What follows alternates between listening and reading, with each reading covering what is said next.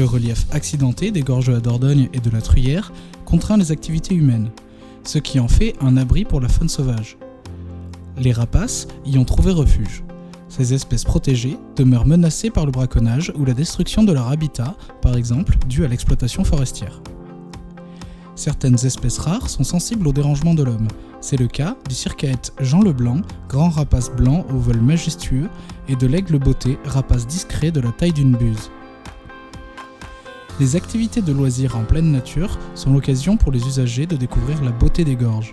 Mais attention, la fréquentation croissante de ces sanctuaires d'animaux sauvages n'est pas sans conséquences.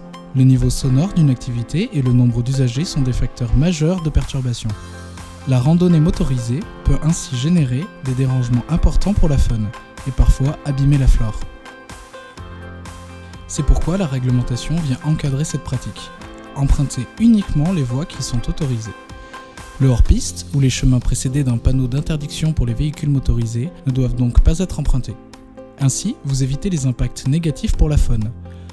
Le sport motorisé en forêt peut contraindre un rapace à abandonner son nid et donc l'empêcher de se reproduire. Si les couvées échouent chaque année, la survie d'une espèce sera alors compromise. Par exemple, le circaète est une espèce très sensible au dérangement, n'élevant qu'un seul poussin par an. S'il est gêné par du bruit au moment critique de sa reproduction, il abandonnera le nid. En respectant bien la réglementation, vous permettez aux espèces de rapaces forestières de survivre.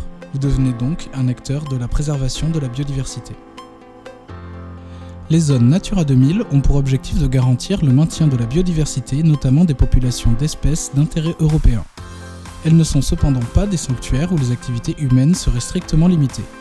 Ce sont des espaces de cohabitation où la clé est de concilier la préservation des espèces avec le bon déroulement des activités humaines.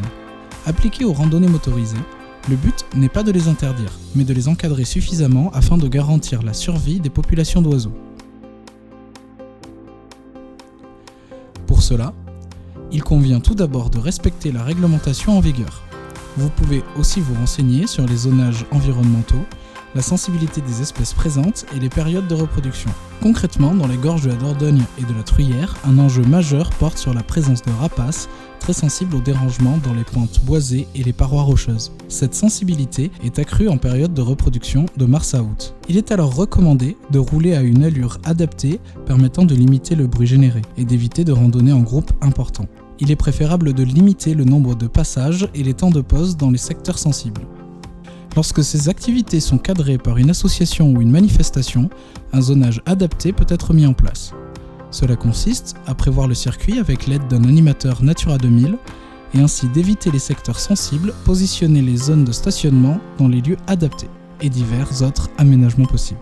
Pour résumer, restez sur les chemins ouverts à la circulation publique des véhicules à moteur, renseignez-vous sur les enjeux environnementaux du territoire traversé.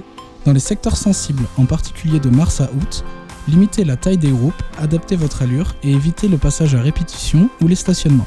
Si vous avez la chance de croiser des animaux sauvages, évitez de les déranger et profitez de cet instant rare.